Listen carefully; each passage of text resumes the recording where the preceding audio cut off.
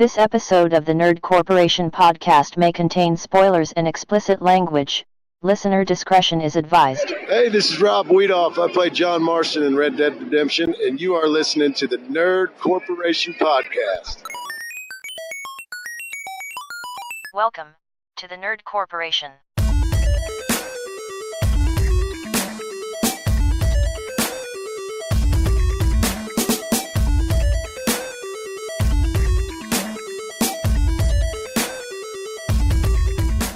What up, everybody?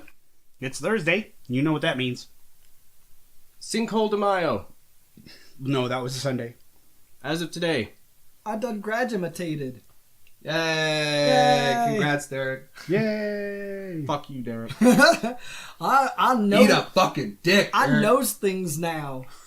I got a paper says so. Well, it come in the mail later, but Look, Mom, I done graduated. it's on its way. I hear tell. I just love that they give you just the blank thing. Oh, I know. Well, because I saw him hand just anytime somebody would come out, the chick wouldn't even really look down at him. She'd just hand him one, and I was like, okay, clearly that's not the actual diploma. There you go. she's just like, afterwards, just everybody get together and swap to the right person. Whatever. Right. But yeah, so I didn't even bother opening it, but yeah, when I did later, I was like, oh, okay, yeah, they're mailing. All right. Well, it's podcast day. And that. Welcome to episode 50, a podcast by Hideo Kojima. We're going to be talking about Papa Kojima and all of his cool... Kojima-san. Oh, Poppy. Talk about all the cool shit that he did when he was just a young Hideo. And what cool shit he did. So, A wee boy. a wee lad. A wee mower. Oh, There it is. There it is. I could, it was. There it fucking is. Let's get on with the nerd news. Fucking Sonic the Hedgehog. Yeah, boy. Are we going to talk about it? Yeah. We're going to talk about it? Hell See, yeah, I'm bro. not. Here's my thing, and I'm not even worried about it. And here's why. Because I'm gonna watch this regardless. I'm not going to. I'm going to love this regardless. I am going to love this whether it's good or bad, because whether it's good or bad, I mean, if it's good, cool, whatever. If it's bad, this will be this generation's, and mark my words, because this is going to come to pass. This will be this generation's Super Mario Brothers movie. Oh, bro, don't even say that. Don't even say that, dude. And I loved the shit out of that movie. I love the shit out of this movie. Really? You love the Goombad you're dinosaurs and goddamn suits? right I do. I totally did like Super Mario Brothers too. Goddamn right I do. But I disagree with you there. I just love that the fans made enough of a stink for them to change him. Well, I mean, I just They love were that they gave a shit. rightfully so. He Yeah. looked like complete shit. Well, He I doesn't just look good at love all. that they No. gave enough of a shit about the fans to have gone, you know what? Maybe we should listen to them. I mean, that's Instead usually, of every yeah. studio ever that's been like, nah, fuck you, you're going to take it and you're going to like it. Yeah, that's usually. Excuse me. No shit. That's kind of the thing Did with that these. sound like words? That's kind of the thing with these video game movies is they're made by people who don't fucking play video games. No. Like they just they look at the cliff notes of something that they're making a game on or making a movie on, and then that's pretty much it. Like, and I respect the fuck out of the person that was like, hey, you know what? We're all right. We can change this shit. I did hear that Jim Carrey is going to have severe back problems because he's carrying the whole fucking movie. Where's that written in the name Jim Carrey? By the way, I think that the appropriate term is Spark Notes now. I think the other one, the other nobody one's uses too Cliff. out. I don't think Cliff Notes is. Are they even around anymore? I think they're dead. Yeah, I but think they're people outdated. know what it is. Yeah. No Spark Notes. You bunch of damn cheaters out there. Read the fucking book. And no, see, like everything was just so weird. Is it? Yeah. But that original design is so Wow, fucking they have a easy. website. For what? Cliff Notes. Oh, really? Yeah. I always thought they had a website. Oh, did they? Oh, Well, I always thought that. I didn't know for sure. gotcha. I mean, that design is so easy to make. Mm-hmm. Like, instead of making him like this human hybrid Sonic or Hedgehog, like, Just make what him the fuck? Just make him the fucking hedgehog. We need to have, we need to talk to Brian about this. Because he's literally the only person in the world that I know that actually likes Sonic.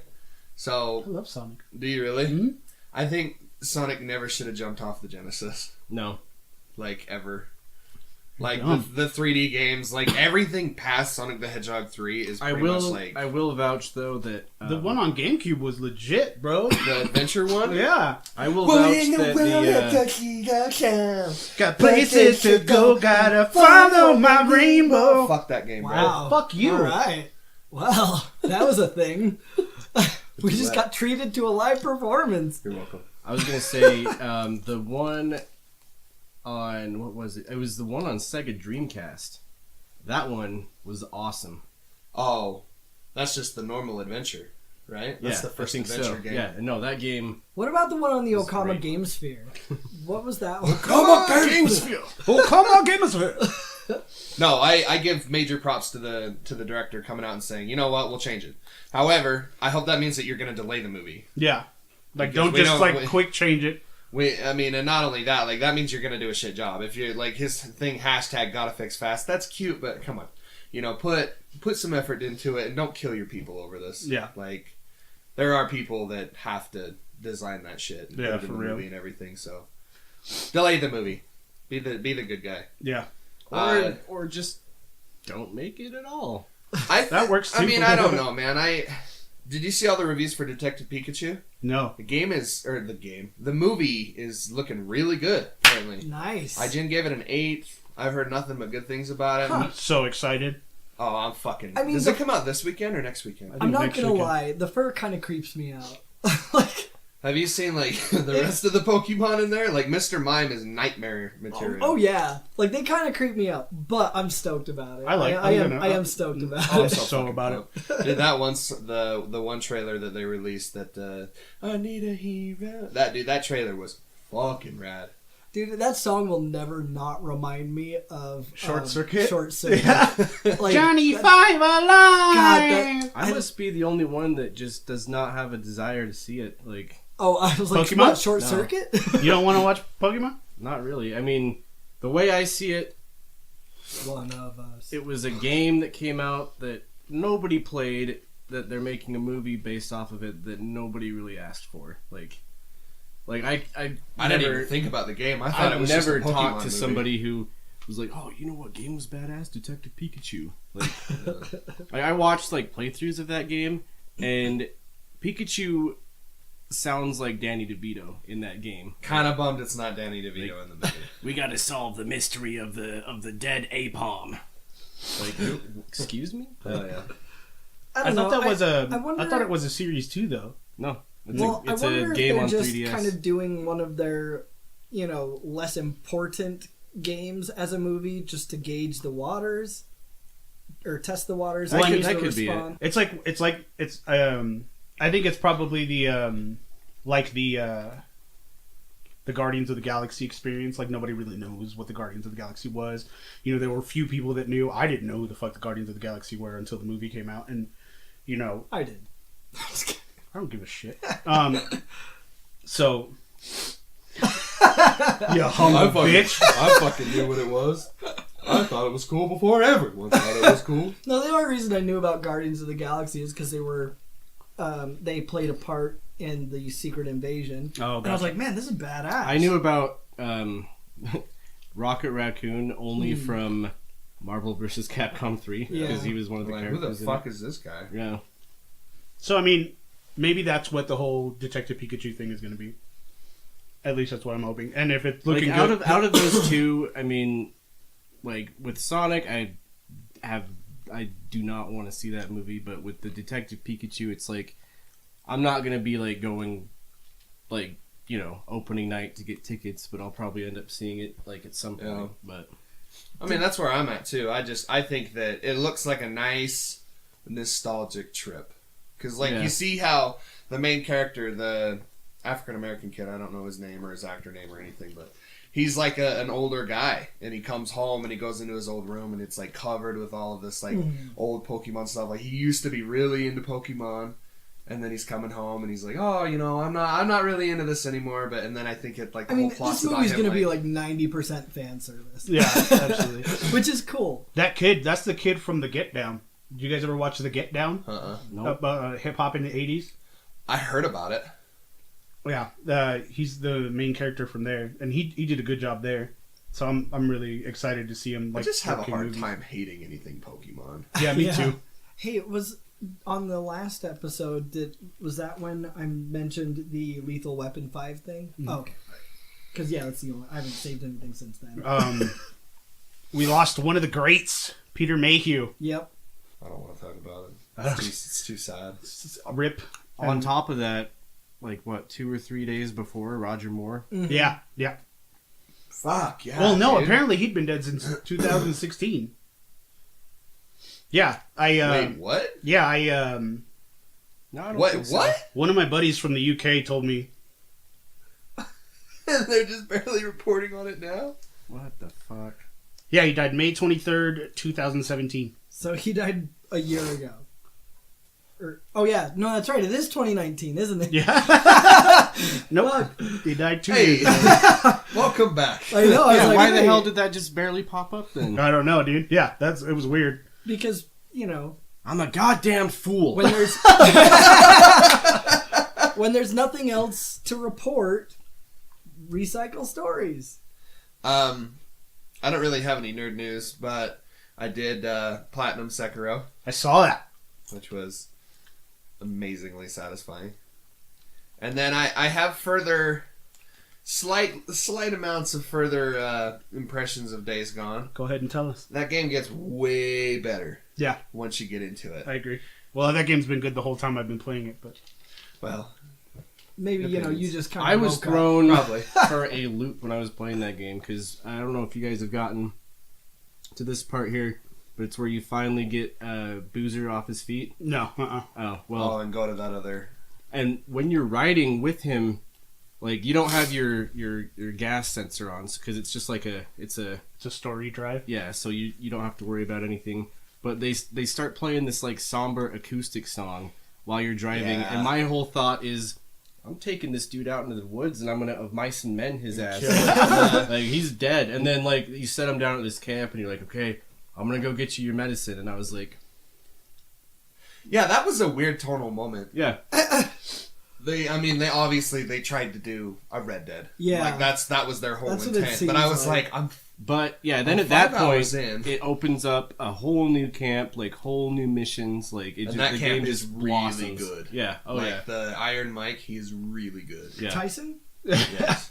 I've been grinding the hell out of the side missions for that. Like I've gotten all the ambush camps, all the raid camps. I got all the infestations that I can do so far. So now I'm progressing in the story. I just got to the part where that one part you were talking about last time, Nick, where you go and find some girl at the top of a tower and there's just this horde waiting for you. Yeah. Yeah, dude, I just like threw a bunch of Molotovs at them. Oh, I want more hordes. That's my big Okay. thing. I have Sorry, a. no, go ahead. Oh, I was gonna. Well, this is not related. So if what you have to say is related, I just then didn't go mean to ahead. interrupt you. Oh no, I was just gonna say that I figured out. I somehow came across this weapon in my inventory that just decimated like an entire horde, and it's called a tractor bomb. Like, you have the attractors? Yeah. Mm-hmm. Yeah, this one does that, but then it just blows up like after. Yeah. Mm-hmm. And I came across this horde, and I was running. Is it one of those fucking Nero checkpoints? You know, The one that's under the bridge with the train on top of it? Yep. Came across them. Oh, And yeah. I just took off running, and I would go into focus and try and pop some headshots because I have like upgraded that like almost all the way. Oh, nice. And I was like, okay, what can I throw at him?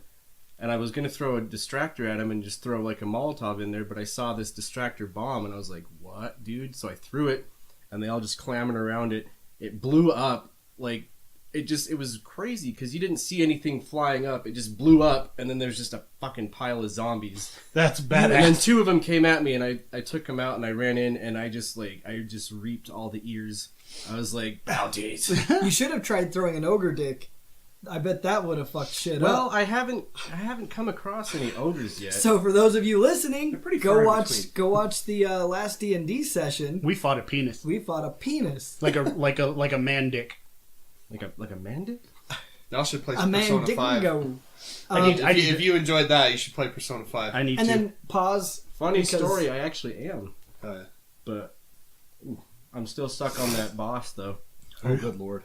Right? That's such an easy cosplay, too. Right? Speaking of, And she looks like an easy cosplayer. Hey. I'm 58% done with trophies for Mortal Kombat. You're Nice.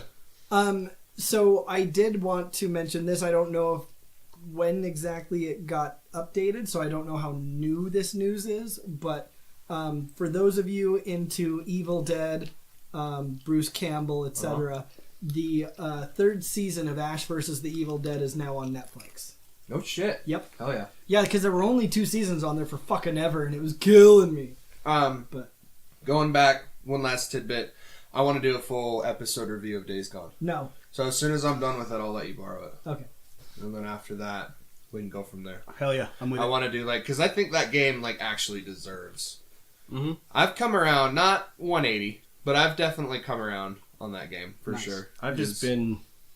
I haven't gotten as many trophies yet because I didn't have time to really go through and do all the fatalities. Which, holy shit! Easy. Yeah. So apparently, I found this out today. But if you played Mortal Kombat, you know that there are fatalities you can unlock in the crypt with your money, but there's no for sure chance you're going to come across all of them. However, it's just like MK10. You just have to look them up and put in the button combination and you'll do it. And they're unlocked? But they're not unlocked. Yeah, they're not unlocked. Oh, that's so lame. So I have it saved on my notes app, the link or whatever. But yeah, dude, and whose was it that I did? That fully defeats the purpose of unlocking them. Yeah. The Scorpion one, the second one that he has. Oh, with the chain, dude? Oh my yeah, God. dude. It's rad. So good. And then I remember Cassie Cage's other one was really good, but I can't remember what exactly she did. 'Cause she's got the heart one. Oh, yeah, she runs at you and she, shoots you down the middle, and then she runs up and she gives you a nut punch and shoots your head and spine up from your body. Oh, yeah. And I figured out a bunch of other brutalities, like Scorpion. Have you seen his one where he gets you in a headlock and just cranks your neck and your spine comes out your back? Dude. That's badass.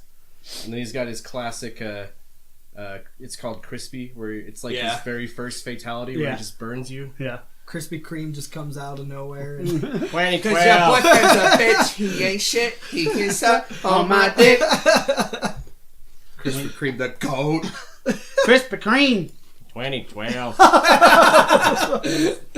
oh, shit. Oh, my God. In wrestling news, CM Punk's music played at an NXT house show. His old no music. way. Mm-hmm. Not his, it wasn't his Kill Switch music. No. It was his Living Color song. Yeah, mm-hmm. And yeah, so I don't know what that means. But lately I've been watching, and according to Wrestling Observer, the WWE want to pick CM Punk, or thinking of picking CM Punk back just so that he won't go To AEW. I think if they do, they should just not say anything about it, and he just shows up at a Raw. I did see an article saying that WWE is hemorrhaging even more, as far as backstage people. Mm-hmm. Like Dean Malenko's left. Mm-hmm. Arn Anderson. Yeah, Arn Anderson's left. Fit Finley, did he leave, or is he still? No, he's still there. The Road Dogg just left. Yeah. A couple other people. And it sucks because there are a bunch of wrestlers asking for their releases, and some of them got them. Ty Dillinger got his release. Hideo Itami got his release. But people like Sasha Banks and Luke Harper, they're not granting releases to. And Ambrose wasn't asking; he just didn't renew, right? Yeah, he exactly. didn't renew. Okay. Isn't there a porn actress named Sasha Banks? Sasha Grey. Sasha Grey. Of course, I know this. I can always count on you for my porn knowledge. I was trying to swallow and then say Sasha Grey. Sure I also would highly. She's recommend... super old porn star. I would actually right? also highly recommend Faye Reagan. Yes. Eiffel Tower. Yo, that I told you about. I would too. I told you about porn on Twitter, right? The only I was just browsing Twitter, which I never do. I'm never on Twitter, ever. And then all of a sudden, I'm just wondering if I have this theory that Safari and Chrome talk to each other. Go on. I'm not going to go into the specifics, but there's one. I feel like I'm not the only one, But, you know, if there's anything that because sometimes I come across links where it's like, hey, did you know that so-and-so's nudes got leaked? I was like, okay. I'd look Safari. at that. You know, because Safari's not my main internet portal. Chrome is. So I hide Safari as far the fuck away from my main page as possible. Right. Folders within folders, you know what I mean? Right. And I'm like, okay, you know. So I usually, if it has anything to do with like nudity at all, I usually do it in Safari because it's easier to get rid of, you know. Plus, trying to like clear my cache on Google on Chrome would probably be impossible. Open up that incognito, bro. Incognito, you know. Control Shift N, son. I don't know. I just was I was looking at Twitter, not on the Twitter app, but like on Chrome, and that Riley Reid chick popped up. She's kind of like a social media porn star. Yeah, her entire Twitter, like, verified and everything is just nothing but porn. I was like, wow, this is... Yeah, no, She's Twitter. the one with the fucking back tattoo, Yeah. right? Yeah. You know everything, Not dog. ashamed. I'm not ashamed. That's what my Chrome is for. Like, my Chrome is Don't open Chrome. currently set up, on incognito.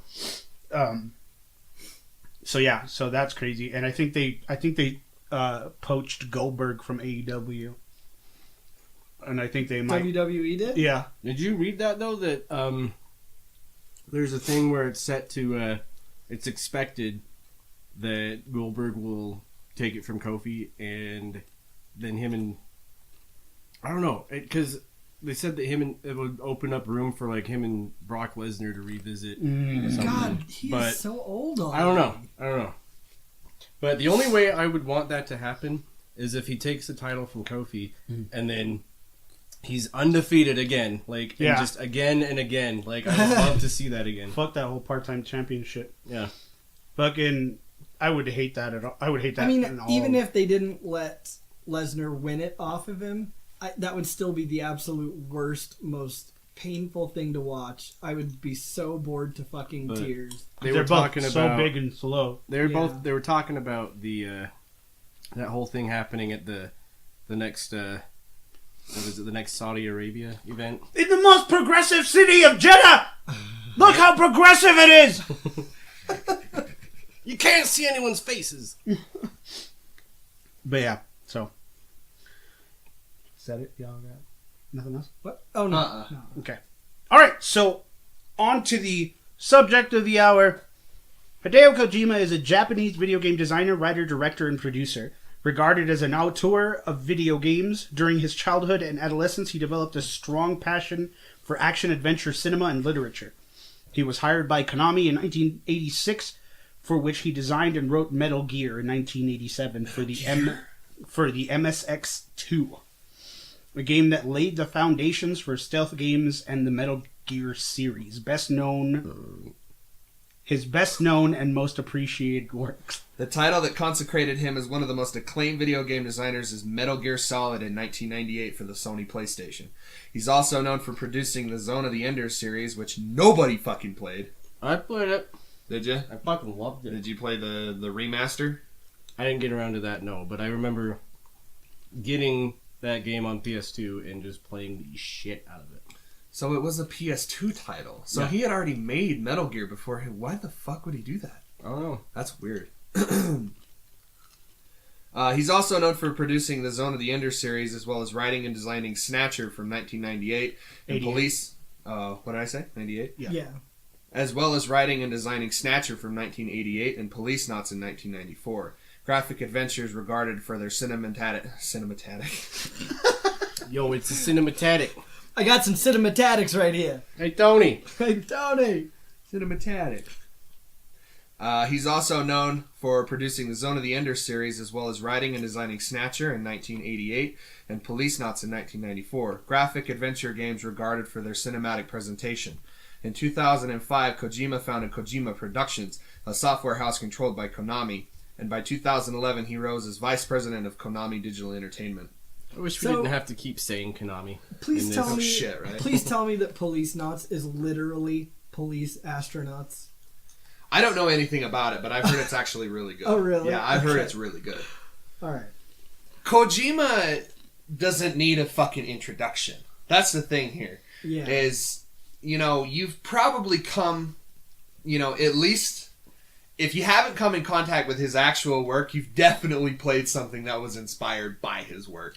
And he was like one of the only motherfuckers out there that was innovating in game design that no one else was. Let us not forget the first moment when he said, "Hey," or when it was your assistant in Metal Gear, right? Metal Gear Solid, sorry. He says, "Put the controller up on your arm because your arm is damaged in the game," right? So Snake's sitting there with a broken arm, and you go into the what is it called? The communication. Yeah. Is it called codec? Yeah, the codec. Yeah. So she says, "Hey, put the controller," and she's like, "No, really, put the controller on your own arm." And you do, and all it does is vibrate. But she's like, "Do you feel that?" And Snake's like, "Oh yeah, it's healing my arm." It's like little shit like that, and then everyone knows the controller trick with the fight with Psycho Mantis and all that. I don't know if this will get into that, but it is so fucking important. Do you know anything about this? Nope. So, not a goddamn thing. you need to play that game. And you can, because you got a PS3. So, what happens is you come across this this boss fight with this guy named Psycho Mantis. And he's psychic. He knows everything about you. Is he also a mantis? No. Oh, fuck. No. He follows that Kojima trope of having wildly weird fucking names for his... Like animal names and Animal stuff like names. So that. police knots are probably not police astronauts. They probably could be, though. Okay. That's the thing. With Kojima, anything is fucking possible. So you fight this guy, and he knows everything about you. I didn't play it on PlayStation 1. I played it on PS3. But it was still just as fucking cool. Because I had played the other Konami games on there. So if they were Konami branded games and they were on your memory card, like Castlevania, Psycho Mantis will read your fucking memory card back to you and say, "Oh, I see you're a fan of Castlevania." What? Yeah. That's cool. It's fucking rad. And then not only that, when you're fighting the guy, you can't beat him because he knows every move that you're about to do. Right? So what do? You have no idea. You unplug the controller. You plug the controller, put it in slot 2, and then he can't read your memory. He can't read what you're going to do anymore. Huh. It's little fucking things like that where it's like, it's so dumb, but it's so effective. Wow. That's cool as shit. Bro. Not to mention in Guns of the Patriots where you had like the little iPod, where you could I'm pretty sure Oh, iDroid? you could put actual music of your own on there. Am I mistaken in thinking that? I hate to say it, but I've played 4, but I didn't get to finish it.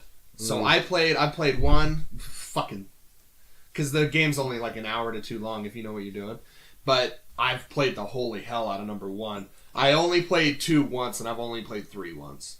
But I never really got to play 4 as much. I have it. I still have it. But 5 is... Yeah, you should revisit that, because 4 was really, really cool. 4 was considered to be one of the greatest games on the PS3. 4 is the one that... isn't that the one that introduces Raiden as like a cyborg? Or does he not just come out until Revengeance? I think you're right. He's a cyborg. He comes out as a cyborg. Yeah. Yeah. Which huge step up from Metal Gear Solid 2. He came out as a cyborg. Came out. And that's another thing. That was another controversial thing that Kojima did, is that he did all of the promo for Metal Gear Solid 2 that you're playing as Snake. Which, spoiler alert, for a game that's, almost 20 years old now, you don't play as him almost at all. No. You play as him for like the first 20 minutes of the game, and then you're playing as Raiden the entire game.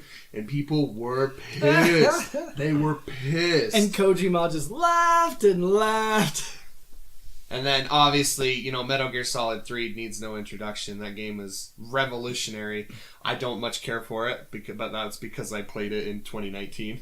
You know what I mean? I thought that it was just incredibly... It shows its age.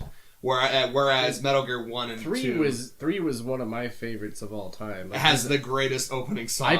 I played that game on PlayStation... It was PS3 that I think I played it on. I think I had it on PS2 also, but like my god, that fight that you have with the end, like the snipe off, dude, that was like one of my favorite moments. And then the very end when you're driving away on the motorcycle with Eva, and they're all chasing you. Yeah, like my heart was pounding like that whole time. Yeah.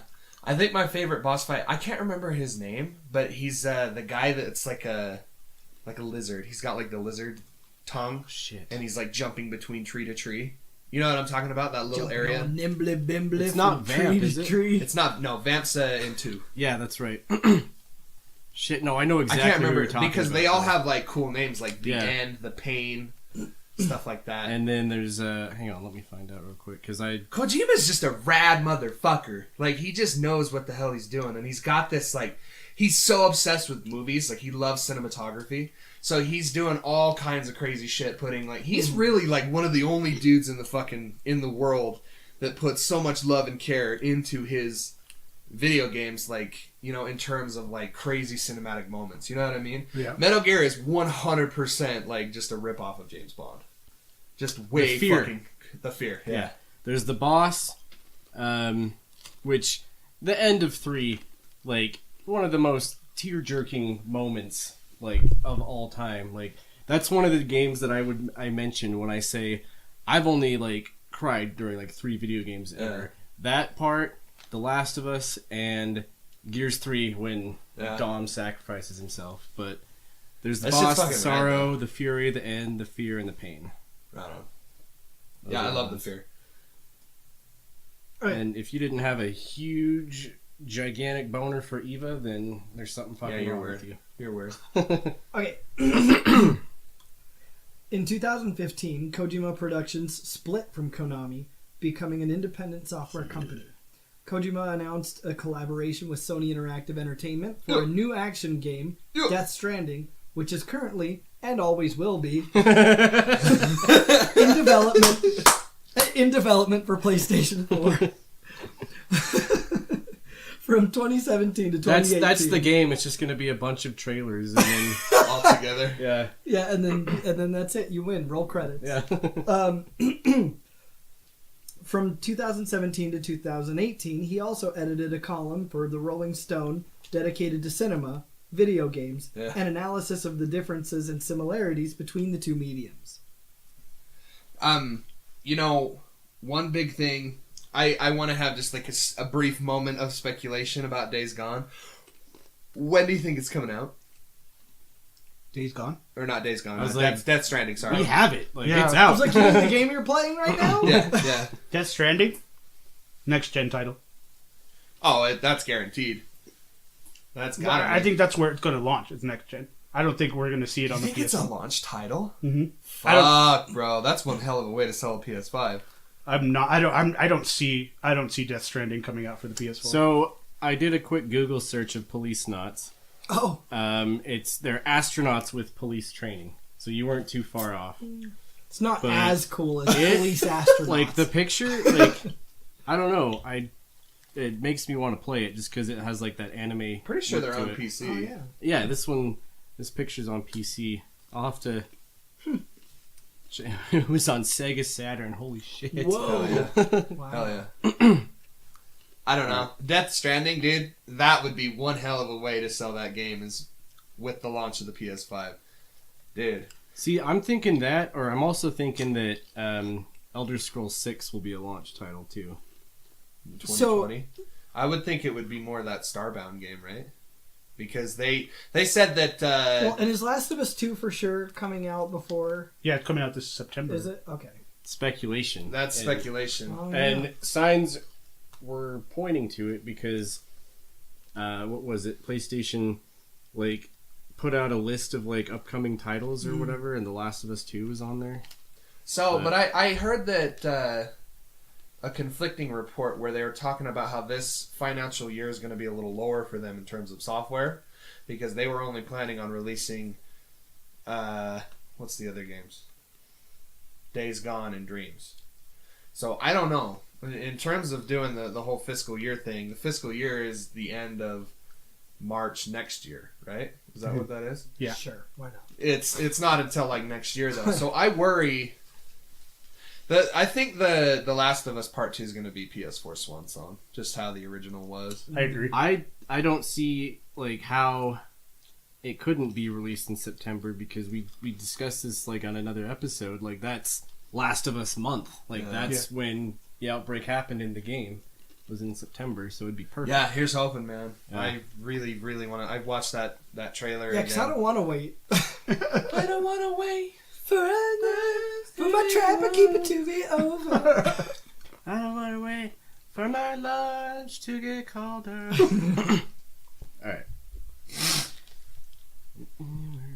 Alright. Kojima was born the youngest of 3 children in Setagaya, Tokyo, Japan.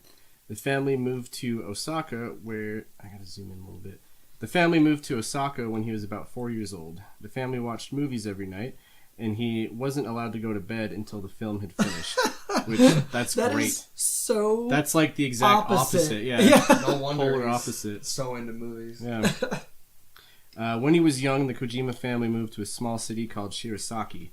His family soon moved to Kawanishi, Hyogo in the Kansai region.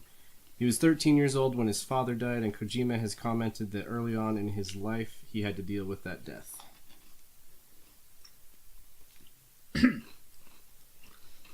He wanted to be an artist, filmmaker, or illustrator, but felt discouraged by the pressure of social norms favoring a stable salaried job over creative pursuits. Ooh. And also because his uncle was an artist who struggled to make a living. The death of Kojima's father, which left the entire family poorer, was another reason. As a young adult, he began studying economics while writing short stories in his spare time. He submitted some of these to magazines but was not able to get anything published. He cites that his stories were often 400 pages long, while most magazines wanted their short stories to be around 100 pages. Just kind of trying to imagine if, like, his uncle had been, like, this huge high-profiling video game creator, and then it's like, and then he comes out and starts doing the same thing. It's just like a whole family thing. Like, Can you imagine if the uncle was the one with the 8mm camera? His life might have turned out very differently. all right, now take your shirts off and kiss. Jesus Christ. Nice. In an interview with G4's TV series Icons, that was weird. R.I.P. Icons. No shit, right? That was the greatest channel of all time. In an interview on G4 TV's series Icons, Kojima revealed that while studying economics in university, he found himself playing video games during his free time, mainly on the Nintendo Famicom, which is just the original Nintendo for the uninformed. In his 4th year in university, Kojima surprised his peers by announcing his intentions to join the video game industry, despite initially having ambitions to become a film director. He felt a career in video games would be more satisfying, which, thank God he did. The majority of his friends and peers strongly discouraged Kojima from pursuing video games due to it being a new medium that was not respected or financially secure. How do you feel now, dummies? No shit, right? Literally bought by PlayStation. His mother, however, remained supportive, which gave Kojima the confidence to go ahead with his dream. Oh. Yeah. Oh. Mama Kojima. He would later reflect positively upon his choice, stating, "The industry was full of dropouts. People who felt like games offered them..." Wait. People who felt like... Oh, okay. Alright. That makes sense. It didn't seem to at first, for some reason. Like they dropped out of their universities to go play. Well, video. like, just the sentence structure felt really weird to me for some reason. I don't know. Anyway, he would later reflect positively upon his choice, stating, "The industry was full of dropouts, people who felt like games offered them another chance. I met many people in that same situation. We bonded together through that in some sense." Kojima has cited Shigeru Miyamoto's Super Mario Bros. 1985 and Yuji Horii,'s the Portopia? Yeah. Is that what that is? Yeah, Portopia. We regret to inform you all of Eddie Lyon's recent death. Sudden demise. That Jewel Life, though. Should I just start at the Portopia? The Portopia... If you can say it. I know, huh? The Portopia serial murder case, 1983, as the games that inspired him to make this decision. He cited Hidline? Hidley days? Open. That guy. Hidlides. I don't know. Hidlighty? Hi, Cited dildo. this, guys. Hi dildos. Hi dildos. Open world game design. Their logo was just like a dildo on a roof. He's like, yes. You see my open world game design? Dildos. Dildos everywhere. I'm assuming it's Asian of some origin. No, I don't think No? so. Mm-mm. Let's just say hi. He's a. Highlight. He looks like a contemporary though because it says open world game design. What the fuck? I mean, Yeah, but- every other influence in here is clearly, well, except for 3, are clearly Japanese. Like But that that one doesn't though look like- looks weird as yeah. fuck. Yeah, because they usually don't Look start. up, do a that's search what I- real quick and see if we can find like a Wikipedia page that might. It's a have- video game. What? Highlight is a 1984 open-world action role-playing game developed and published by T&E Software. Huh? T&E? Wow. I'm gonna see if there's a pronunciation. Yeah, maybe. Oh no, it is Japanese. I told you, motherfuckers. But that doesn't look like any you know. Yeah, Very no. weird. That's not how how people would normally try to Hidorido! Americanize That's what it says, like, in translation. Hidorido, Hidorido. but it doesn't give you how to pronounce the. Highlight. I'll just go with Highlight. Yeah, fuck it. Someone will correct us. Yeah, Actually. I don't think anybody will. But actually, yeah, because no one's gonna even know what the game. Like they're gonna be like, all right, whatever. Oh shit, they're talking about Highlight. I love that game. He cited Highlight's open world game design as an influence. His literary influences include Kobo Abe, Ryu Murakami. Yep. I'm going to go through them all once. I mean, that probably won't help, but Yukio Mishima, Kazuaki Takano, Project Ito. His first name is Project? Yasutaka. And that's just Sutsui, It's right? probably Susui. Sutsui. Yeah. Sutsui. Sutsui. Yeah. Studio. Project Nobody- Ito's nobody- probably just. nobody- No, Remember Studio? I actually Studio. I actually made up a joke about that. What kind of apartment does Phil Collins rent? A Studio. Hey, on that next one, is that Seicho? Oh, sorry. Hold on. Sit your ass Say- down. Seicho Matsumoto. Seicho. Or Seicho. What's this one? Richard? Richard? Ricardo. Ricardo! Ricardo. Like the meme! Speaking of like old 80s shit, I saw this meme, and it was O.J. Simpson and Nicole Brown, No. and under O.J. Simpson it said video, and then under Nicole Brown it said radio star. Oh, no. Radio killer, radio star. I mean, it's general consensus, right? That, like, he actually did it. Yeah, O.J. Like, no one fucking believes that he didn't do that, right? Mm-mm. Okay. I do. Even I worry about even that OJ sometimes. doesn't believe that OJ didn't do I it. saw this meme where it was him in the courtroom where he was trying on the glove, but he was putting on the Infinity Gauntlet. He's like, There can't be a jury if they're half gone. Boom! Alright. Let's see. Where did I get to? Oh, yeah. Just start with literary influence. Yeah.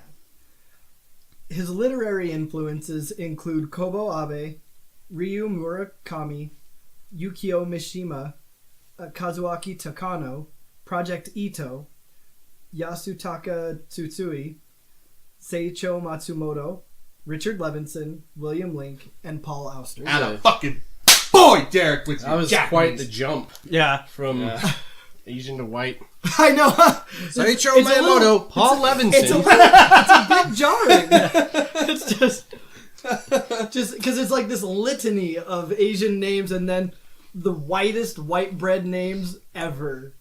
Right? Richard Levinson. Yeah. William Link. Paul Auster. All right. After initial failed attempts to break into the video game industry, Kojima joined video game publisher Konami's MSX's home computer division in 1986 as a designer and planner. Initially, he was disappointed with his assignment and desired to work on Nintendo Entertainment System and arcade games instead. Kojima felt the color palette of the system was too restrictive.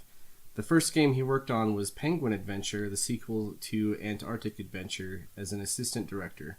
It significantly expanded upon the gameplay of Antarctic Adventure, adding more action game elements, a greater variety of levels, role-playing elements such as upgrading equipment, and multiple endings. The first game he developed was Lost World, an MSX platform in I'm sorry. World. World? What? Who wrote this? Wikipedia. It's peer review. Ridiculous. All right, sorry. Oh, I didn't even see that. I just read it as Lost World. Yeah. I was like, what? Did I fuck that up? No. No, they fucked up. Lost World. Lost World. Let's see. Start from the first game. Yeah. The first game he developed was Lost World, an MSX platform game in 1986. However, the game was ultimately rejected by Kojima's superiors at Konami. You sons of bitches. He got Yeah, denied on read that again. This diet. Read that, fool. however. The last sentence. Oh, I scrolled down. Hang on. Where did this come from? What was going on? It's my straw. That is However, my sandwich.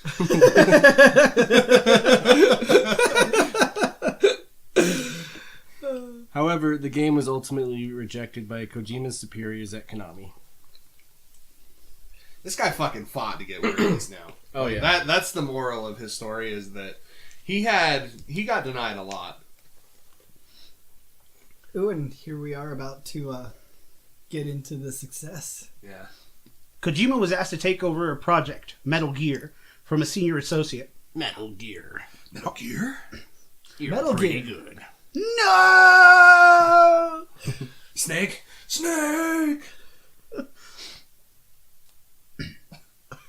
Hardware limitations hindered the development. Fuck. Hell yeah. Hardware limitations hindered the development of the game's combat. Inspired by The Great Escape, Kojima altered the gameplay to focus on a prisoner escaping. It was released in 1987 for the MSX2 home computer in Japan and parts of Europe. The game revolves around a Special Forces operative codenamed Solid Snake, who is sent to the fortified state of Outer Heaven to stop a nuclear-equipped walking tank known as Metal Gear.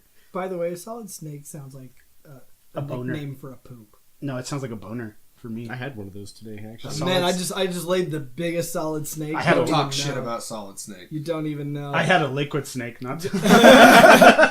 Like I was I had a afraid. revolver. Funnily enough, there's a fucking character I was named afraid it Liquid. wouldn't flush. I I had a- didn't think. that was the joke. That was the joke. Oh, I had a revolver Cole. ocelot. that was the joke. Metal Gear. Yeah, okay. Metal Gear is one of the earliest examples of the stealth action game genre, where avoiding encounters with the enemies is emphasized over direct combat. I've played that original, like, not very much, but I played a little bit of it just because it's so old, but, like, it's yeah, I mean, there's, like, stealth involved, but it's nothing like, you know, later Metal Gear games, because you go, it's kind of like Well, in... it's a Famicom game. yeah, you know? so kind of like kind of similar to the early Zelda games where you go up the screen and then the screen changes. They're like boxes. It's like that, and then there's like a truck here, and there'll be a guy just like pacing back and forth, and then you just like go right past him, and then it's like stealth, like. Yeah, You know, But like, they really limited. no. Like but I never played any of these, like the Metal Gear games. I have But- the collection, so I should let you borrow Yeah, because totally. it has all three or no, all five. But Four. I loved Splinter Cell, Yeah. and I'm sure that has major things that it pulled from this. Inspired you by. know. Oh, Yeah. absolutely. You should, definitely. Holy fuck, you need to play these fucking Yeah. games, Derek. They're so good. Especially, like, if you like Yeah, movies, Splinter man. Cell was my fucking jam. If you like Splinter Cell, I can't imagine how you'd take it. by the from way, there. Ian, I love you, but I fucking hate you for meeting Hideo Kojima. Just throwing that out Who there. is this? My friend Ian. You fucking met Kojima? He's the dude that won the Comic-Con tickets. What a fucking honor, bro. Yeah. Holy shit. I could literally die happy after doing that. And he's like one of the coolest dudes ever. Yeah, he sent me a picture of it, and I rubbed my eyes, and I was like, oh my god. It's a picture of him and Kojima? Yeah. Fuck, bro. Boner. Right? A port of Metal Gear was released for the Nintendo Entertainment System. Kojima was not directly involved with production of this version, and he has openly criticized some of the changes made in the porting process, including poor translation and no ending boss fight with the titular weapon. Due to the success of the original Metal Gear on the NES, Konami decided to create a sequel to the game, Snake's Revenge, without the involvement of Kojima. That sounds familiar. Yeah, no shit. Yeah, right? Fucking Konami's been doing this shit forever. Fucking Metal Gear Survive. Oh. I have this weird tickle in my throat. Yeah, you need During to a look that. During a ride home on the train, Kojima met one of the staff members who worked on the game, who asked him if he would create a true Metal Gear sequel. As a Kojima result, then proceeded to beat the shit out of him. Pummel him to death. as a result, Kojima began plans for his own Sequel. As a result, Kojima began plans for his own fucking shit. As a result, Kojima began plans for his own sequel titled Metal Gear 2: Solid Snake. The game was only released in Japan because fucking of course. That, I mean, you gotta imagine that that's because it's like, fuck you guys. Like, you tried to fuck my game, like, Yeah. we're only gonna do it in Japan. You know what I mean? The game was only released in Japan for the MSX2 as one of the last games Konami produced for the computer system. The game would not be released overseas in North America and Europe until its inclusion in 2006's Metal Gear Solid 3 Subsistence, which is really cool. If you have the PS3 version of Metal Gear Solid 3, you have both of those games. Was Subsistence the one that was put on the GameCube too? No. That you're thinking of Twin Snakes, Okay. which is basically just the GameCube remake of the first game. Yeah. They tried to pull a Capcom, like what they did with Resident Evil, but I've never played it, and I've actually only seen like screenshots, and Solid Snake he just still looks like a polygon character, just like up-res to fuck. Yeah. Oh, sweet. I get to talk about police knots. Hell yeah. Hell yeah, baby. Hell yeah, baby. Yeah, baby.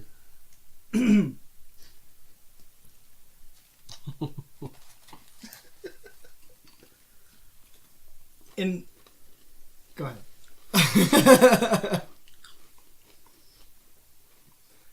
In 1994, Kojima released Police Knots, a film noir science fiction themed adventure game set in a space colony for the NEC PC 9821. I thought it said that was like from the 80s when we first mentioned it. I don't know. No, you're thinking of the other game that he was in. There was Police Knots, and there was the other one. I can't remember what it was. Yeah, alright. Kojima oversaw. Yeah, the Snatcher was 1990. Snatcher. Oh, okay, Yeah, you're right. okay. You're right. Yeah. That's what it was. The 3DO. Wow. Okay. Kojima oversaw the subsequent ports released for the 3DO in 1995 and the PlayStation and Saturn in 1996, Jesus. which all featured animated cutscenes that were not in the PC 98 release. Despite announcements for an English release in 96, problems with syncing the English dialogue with the cutscenes stopped its production. An unofficial English translation patch was released on August 24th, 2009 to coincide with Kojima's 46th birthday. For some reason I wanted to say 46th. I don't 46 and... I don't know where that was coming from. I know, right? From 1997 to 1999, he developed the Tokimeki? Yeah. Right? Yeah. From 1997 to... from 19... Pause first. From 1997 to 1999, he developed the Tokimeki Memorial Drama Series, a trilogy of visual novel adventure games. Let me know if you could find that game, because I would really dig to play that shit. Which one? Police Knots. I'll do a search on Steam right now. I doubt it's going to be on there, but... I mean, you might have to. You might I accidentally, might have to like get. you a might physical accidentally copy. find a game called Police Nuts. Well, I mean, dude, that'd be a really cool piece of gaming memorabilia if you find like if we went to Japan and found the actual like Saturn or PlayStation copy over there in Japan. Let's go. That'd be fucking rad. Let's fucking go, yeah. I'm saving. I've been saving up for a while to go to Japan. As long as you put me in your suitcase, You're right. I'll Yeah. fit. We just won't fit in the hotel room. Well, Because their hotel rooms are about as big as this room right here. yeah. For the entire fucking room. And they're like $300 a night. Mhm. Nope, not on Steam. Sure, we'll have to come up with more conventional ways. Kojima. Bet you could eBay that shit. I was gonna And actually. then- I was gonna actually Oh. look on there after I read my part. Kojima began development on a 3D sequel to Metal Gear 2: Solid Snake in 1994. A gameplay demo of Metal Gear Solid for the PlayStation was first revealed to the public at the 1996 Tokyo Game Show. Could you imagine being there when that shit comes out? Yeah, dude. Oh, I was 10. It was 11. Let's see. It was later shown at E3 in 1997 as a short video. With the release of Metal Gear Solid in 1998, Kojima began an international With the Okay. release. With the release of Metal Gear Solid in 1998, Kojima became an international celebrity among the video game media. Metal Gear Solid was the first in the Metal Gear series to use 3D graphics and voice acting, which gave a more cinematic experience to the game. Metal Gear Solid was highly regarded for its well-designed gameplay and for its characters and storyline, which featured themes of nuclear proliferation and genetic engineering. Not only that, it's one of the greatest games of all time. That's the only game. That's the only Metal Gear game I've played all the way through. Seriously? You're Seriously. needing spare parts, aren't you, buddy? You gotta give 2 a try. 2 is really good. Like, I've played all of them. I just never finished all of them, but the first one. I found a Japanese complete in-box version of Police Nuts on eBay for $90. Holy shit. But it comes with... It looks like a collector's edition, too. Yeah. Oh, good lord. But it's $90. That's a good fucking deal right there. That is a good deal. Fuck, that's so rad. Jesus, what's wrong with you? You got no shame, dude. What's wrong with you? What's dying inside of you? What? Like, I didn't see What do you tilt. I don't know what you're talking about. I That's seen really it. rad. I seen it. Look at fucking pinball machine over there. Tilt. In early Twist. In early 2001, Kojima released the first details of the sequel to Metal Gear Solid 2: Sons of Liberty for the PlayStation 2. The game's highly detailed graphics, physics, and expanded gameplay quickly made it one of the most anticipated games at the time. The game was highly successful and critically acclaimed at release due to its graphics, gameplay, and storyline, which dealt with a myriad of philosophical themes as specific as memes, censorship, manipulation, patricide, the inherent flaws of democracy, and as grandiose as the nature of reality itself. This game's really fucking cool. Like, and it's so up your alley, Derek. Like, it Yeah. really is. I It's remember really fucking cool. I didn't actually own the game, but back in high school, me and all my friends, we all had PlayStation 2 because we were like, fuck Xbox, we're Sony boys. Yeah. And we all had the PS2, and we would like swap games, every week at school, be like, oh yeah, here, try this and you can try this one. And one of the games I got to borrow was Metal Gear Solid 2. My friend Alex had it. Yeah. And I knew what Metal Gear Solid was, but I wasn't super familiar, you know? So I played that all the way through, and then like I went back and got and I went back and bought the first Metal Gear Solid because PlayStation had backwards compatibility back then. And I played that one, and yeah, it's crazy because it's still, even though and if you play it on PS3, like the Psycho Mantis scene still works, like, because PS3 doesn't have the external memory card. It still reads your memory card too. But you can't really. How do you do the controller thing with So you'd have to hold the main button and then there's an option right there. Oh, to and you switch turn it controller off. ports. Okay, I remember that. Yeah, because when you're playing the, It still works. Yeah. Like I 100% believe that they designed the PS3 around that decision. Like, we gotta make it easier for the people still playing Metal Gear Solid. Really, truly. It's like, that game is probably like number 4 or 5 on games you absolutely must play before you die. Like, the original Metal Gear Solid is... Well, I better get on it. I don't have too many good years left. That's true. Well, I will just say real quick, fuck trying to rescue the DARPA chief though. Like, Oh, no. No. that was a... Meryl can get it any fucking day of the Any week, day. bro.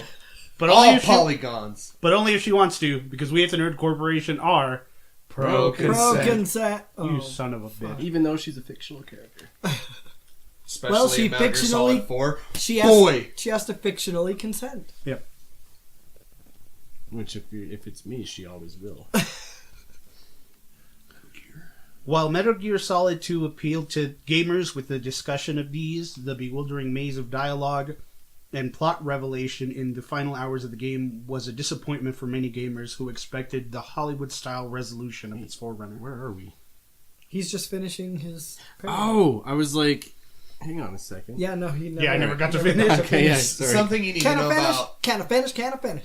Something you need to know about Metal Gear, though, if you're going into it, just know that the plot is very convoluted. Wow. Like, Oh, not a lot of things get wrapped up very nicely or neatly, like, at all. So, doesn't mean you shouldn't play it, because they're a fucking marvel of video game design. But They really are. just know that the story is...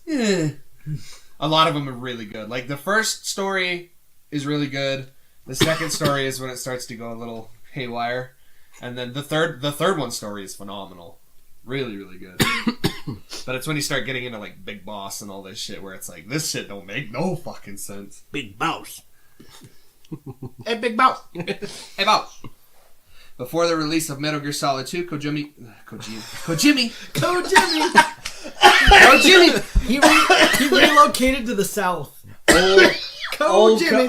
Kojimmy. Oh, Kojimmy over there. Hell He yeah. kind of looks like a Chinaman, but he's all right. He's all right. Chinaman. He hates them darkies like the rest of us. Goddamn Mongolians. It's gotta be like the laziest of racial slurs. Like, you're just putting two words together. Chinaman. Chinaman. No work was done there. Before the release of Metal Gear Solid 2, Kojima produced the game and anime franchise Zone of the Enders in 2001 to moderate success. In 2003, he produced Boktai. Yeah. Boktai. And Did you say it like that? In Boktai! 2003, he produced Boktai! No, probably don't do that. In 2003, he produced Boktai, The Sun Is In Your Hand for the Game Boy Advance, which players must take the role of a young vampire hunter who uses a solar weapon which is charged by a photometric sensor on the game cartridge. That is fucking Wow. cool. Again, we're seeing like No that, just fucking that way. those little things from him. You know, Those, like, Yeah, The forcing combination of hardware forcing them and to play in the software. sunlight. Yeah. That's Yeah. fucking cool as hell. Another team inside Konami, in collaboration with Silicon Knights, began working on Metal Gear Solid: The Twin Snakes, a GameCube-enhanced remake of the first Metal Gear Solid with all the gameplay features of Metal Gear Solid 2, with cutscenes redirected by director Ryuhei Kitamura. It was released in 2004. Still need to play that fucking game. Like, I still need to find that game and play it. same. I Hold don't on, see hold it on. super possible without not getting a GameCube. And what's I wrong still with have getting a mine. GameCube? I still have my original They're just not that easy to come by. All right. They're like $50, dude. Yeah. It's not unlimited. That's where I got mine. Oh god, that's hilarious. Haters can hate on the GameCube, but it was the first portable system ever. It's even got a handle. Yep. It does. That was the first game system I ever bought. Was the GameCube. No shit. Yep. GameCube was the system that I played that Resident Evil game on. Mm-hmm. Which one? 4. I don't know. 4. Before 4. It was 4. I actually played. The first time I played Twilight Princess was on the GameCube. Ah. What was the game that launched with? What was the Zelda game that launched with the GameCube? Wind Waker. Wind Waker. That's Did it launch with it? I don't think it launched with it. It Yeah. was a That was the- staple title, but I was the only reason why I bought a GameCube was because it had Wind Waker. I don't know if it was like a People bundle. fucking shit on that Zelda game so much, and now everyone fucking loves it. Yeah. I know who you are, you fucking fair weather ass Zelda fans. Now y'all are wanting it ported to the Switch. You don't get it if you didn't like it the first time. You don't fucking get it, bro. I'm looking this up, so go All ahead. right, so afterwards, Meanwhile, at the Hall of Justice, Under Meg Griffin's bra. afterwards, Kojima designed and released Metal Gear Solid 3. Bobby Moynihan. Does anybody smell that pepper? That's gonna be my favorite Bobby Moynihan sketch ever. I love the skit that he's doing where he's introducing the Time Life CDs or whatever. It's just like, up next.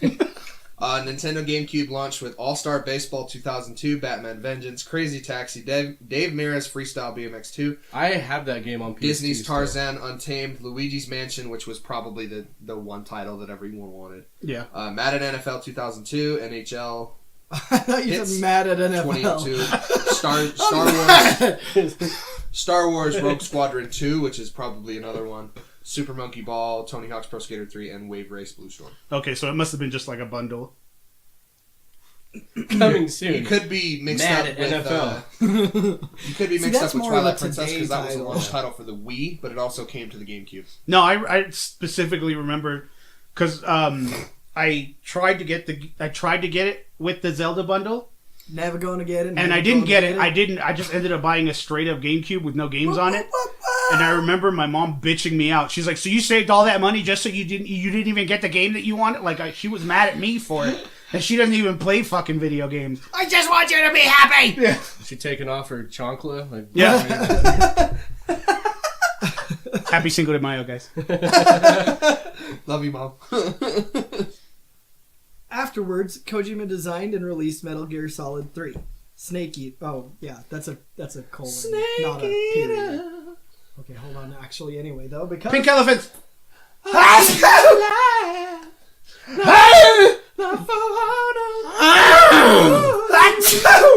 My mom used to add it was weird when she used to sneeze. She sneezed in like sections. She would be like, "Achoo!" And I was just like, "Why?" Achoo! I mean, you might as well like put some umph into it. Right. You know what I mean? Like, just get it all out. I used to. One of our like family friends used to. He used to like when he would sneeze, he'd go achoo, brr. Hell yeah! He would just like shake it off at the end. see, I'd like to do like a goofy sneeze.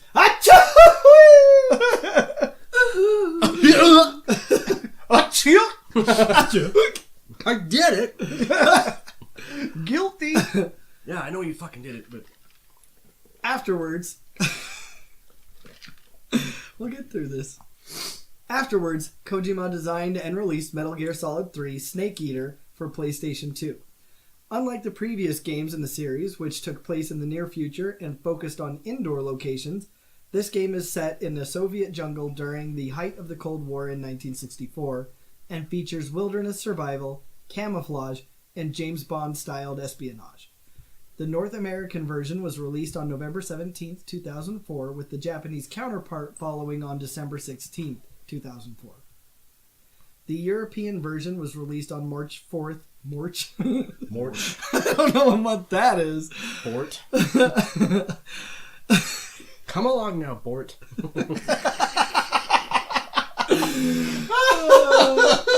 Shake harder, boy. Okay. All right. The European We're never gonna finish this. The European version was released. Fucking hell. So, the European version was released on March 4th, 2005. Critical response to the game was highly favorable. Kojima said that his mother played it. Quote, "It took her an entire year to complete Metal Gear Solid 3. God bless her, though.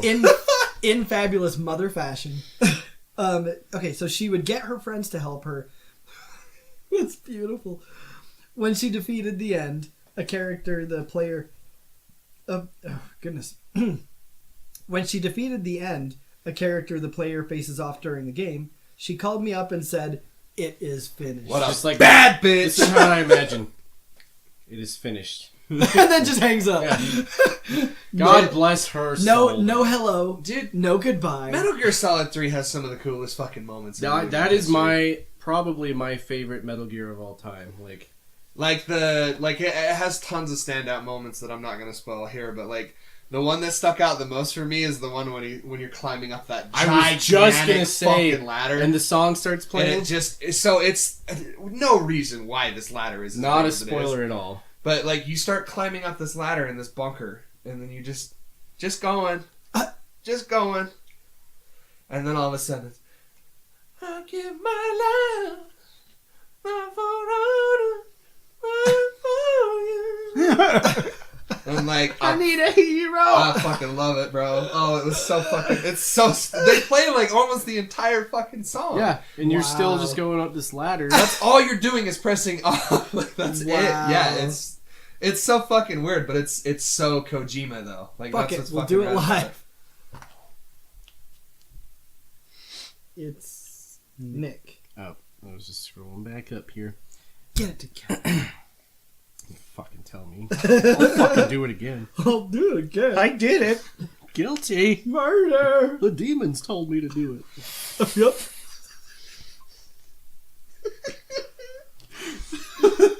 Fuck.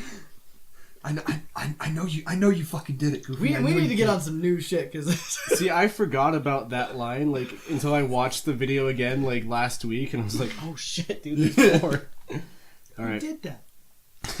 who did that? Who went in there? Bananarama family. All right.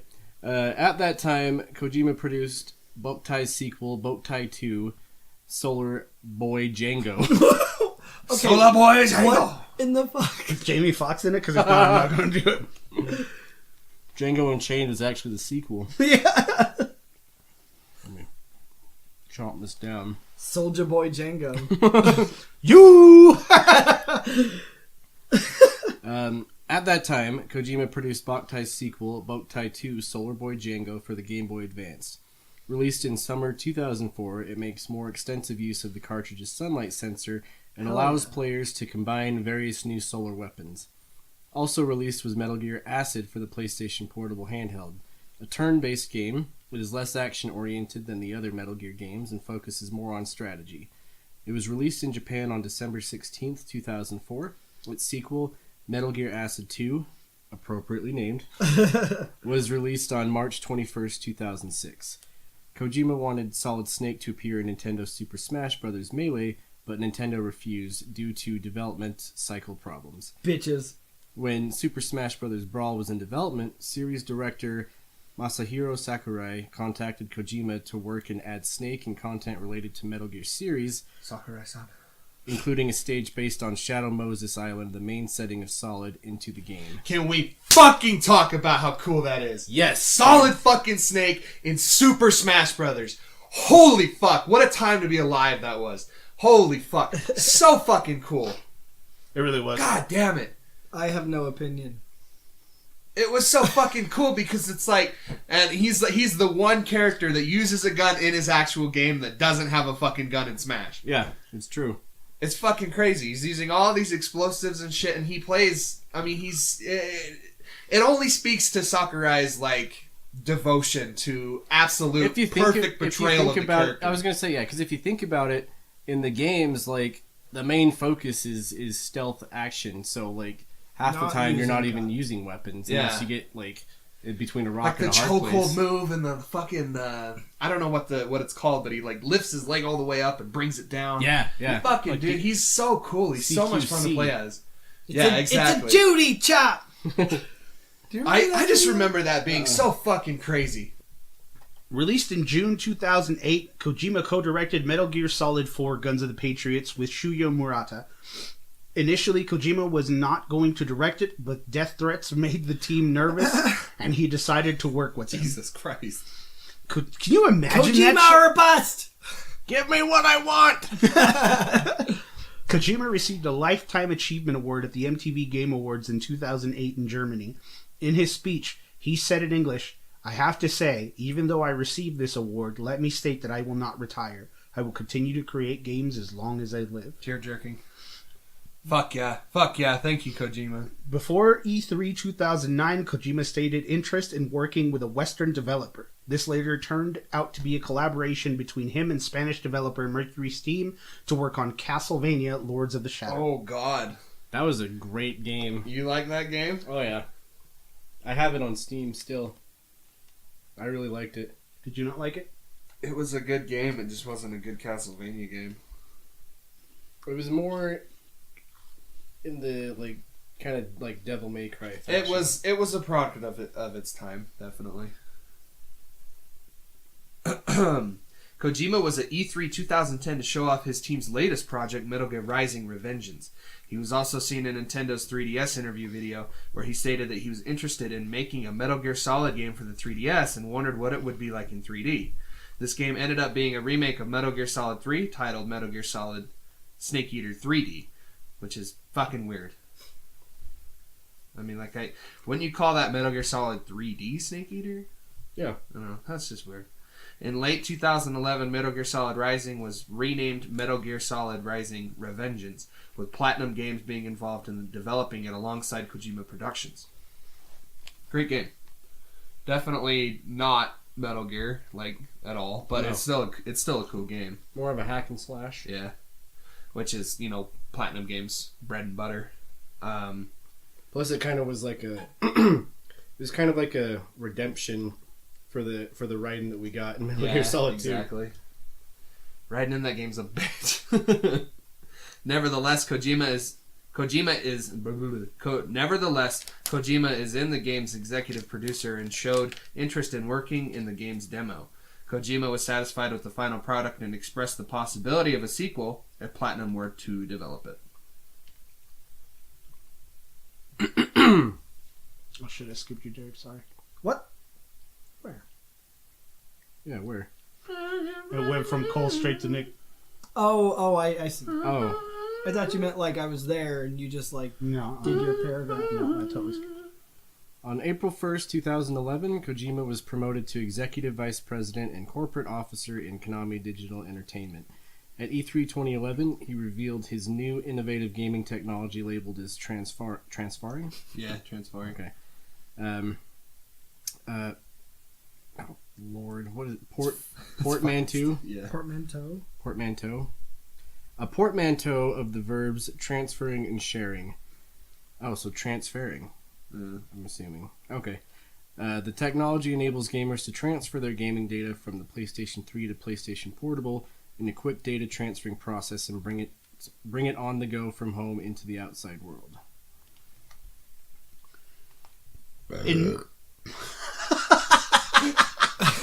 That's full of gas today, Trying to aren't get you? that in before you start. You did not make it in time. Just in case you were curious, and if you didn't know, Did I burp? Did I burp before you started? No, not at all. I don't know what happened. Not even a little bit. There's no words there. I never know what he's doing. Baby got a little gas. Don't make me give you a proper. I don't want to have to slang a Judy chop. I'll scissor kick you in your karate arteries. Swear to God. Right in the gizzard.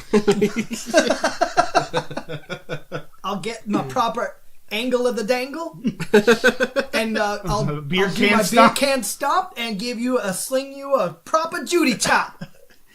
In mid-2012, and in the following years after Kojima finished work on the Fox engine, Kojima has been connected to the Silent Hill series. During this time, he indicated that he was interested in making a Silent Hill game, and the first instance of this was on August 18th, 2012.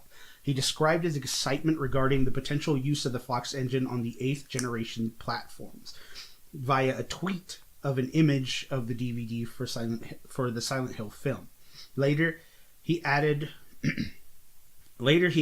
what he had in mind for this game in a series of tweets. Quote, Silent Hill is in closed room setting. Whoa. Silent Hill is in a closed room setting and doesn't require full action so that we can focus on the graphic quality. Enemies featured in the game do not have to be consistent or move fast. It only requires scariness by graphics and presentation. As being a creator, making action games in an open world setting, such a type of game is very enviously attractive. If someone could create this on the Fox engine, if only someone could create this on the Fox engine. After a while, as a result of Kojima's interest in making a Silent Hill game, Konami asked him to do so. Why the fuck did you put my first name there? Look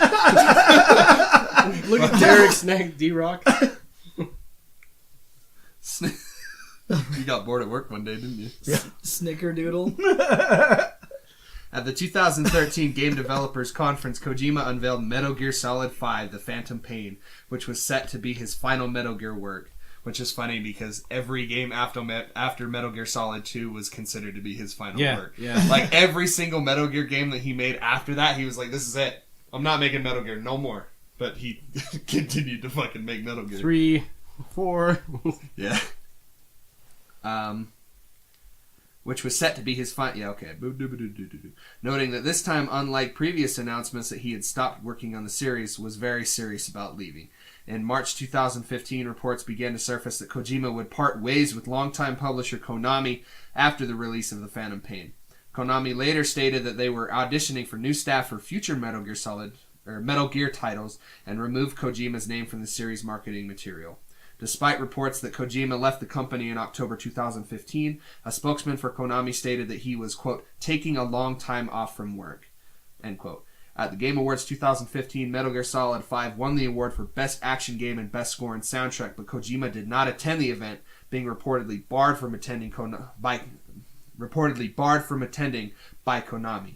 Instead, it was accepted by Kiefer Sutherland on his behalf. You Fuck petty, that shit. you petty ass bitches. One of the gravest, horrifyingly awful injustices in the gaming industry. Like, Hands down, yeah. Like, how there's a fucking reason dare why the hashtag fuck Konami exists. Because this shit was just so unacceptable. And that's why that meme, a game by Hideo Kojima comes out. And that's why I call this episode a podcast by Hideo Kojima. Yeah.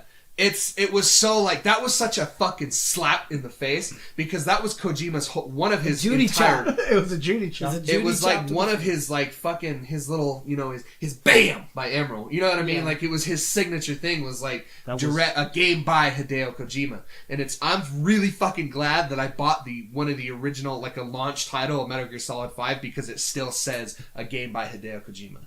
That's badass. It's so fucked though. That is so fucked for them to do that. I have it digitally, and I think the one I have still does that too. Does it still say it? Yeah. Because man, it was just one way for Konami just to twist the fucking knife. It was fucked, man. On December 16th, 2015, Kojima announced that Kojima Productions would be reestablished as an independent studio, partnered with Sony Computer Entertainment, and that his first game would be the console exclusive for the PlayStation 4. That was weird.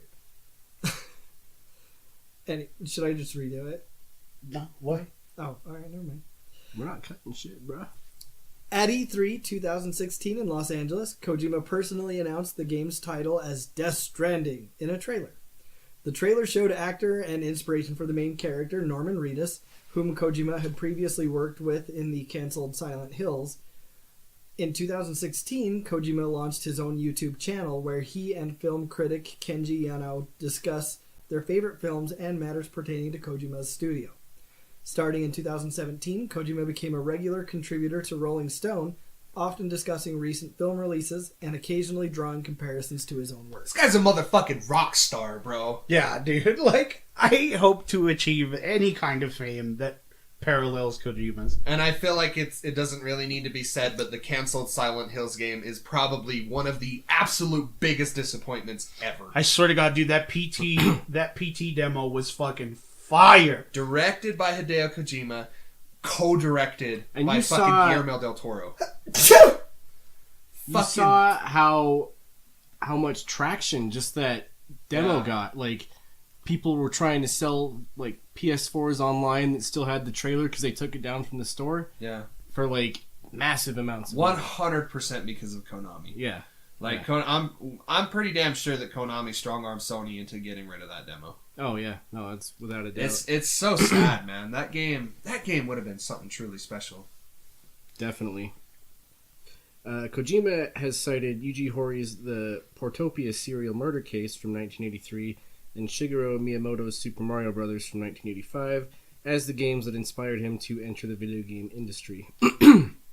Portopia Serial Murder Case, a murder mystery adventure game, was an important influence because, according to Kojima, it had mystery, a 3D dungeon, humor, and a proper background and explanation of why the murderer committed the crime. That is why there was drama in this game. My encountering this game expanded the potential of video games in my mind. Portopia had an influence on his early works, including Metal Gear and particularly Snatcher. Kojima's love of film is noticeable in his games, where he pays homage through his stories and characters, sometimes to the point of pastiche, as in Snatcher. He cited a contrast between films and games, as while in his games he intends to portray violence like in a movie. In the game, it is up to the player to decide. He wants people to understand the effects of violence, and as he considers the games too stressful, he also wants comic relief to contrast it. This man is definitely somebody that was just born to do what he did. And you can see that cinematic effects in any Metal Gear Solid game, especially 4. 4 is cutscene heavy. Well, and based on that, it sounds like video game violence has a reason and a moral to it. It's not senseless. What? Shocker. Huh? Weird. There's something people are supposed to learn from it? No. Kojima is absolutely one of the most important game developers that we have still alive today. Like, I would consider him slightly only underneath Miyamoto and Yuji Horii and all of these incredibly important people in the industry. Kojima, like, we wouldn't have nearly as much cool shit as we do today without Kojima. Hands down. Agreed. Insanely. Ain't that the truth, Roof? Well, that concludes our episode on Hideo Kojima. We wish him much, much more success as long as he keeps churning out the cream of the crop. As far as video games are concerned. As always, you can follow us on social media. On Facebook at the Nerd Corporation, a podcast. On Twitter and Instagram at Nerdcourt Podcast. Or you can shoot us an email at nerdcourtpodcast@gmail.com. And if you want to sneakily get ahead of the competition, follow us on Patreon. Subscribe to our Patreon. Patreon.com/nerdcourtpodcast. Several tiers of loot to have access to, from stickers and shirts to episodes and bonus content. So for the Nerd Corporation, my name is Eddie Lyon. I'm Cole Simper. I'm Derek Reese. And I'm Nick Lewis. Snake!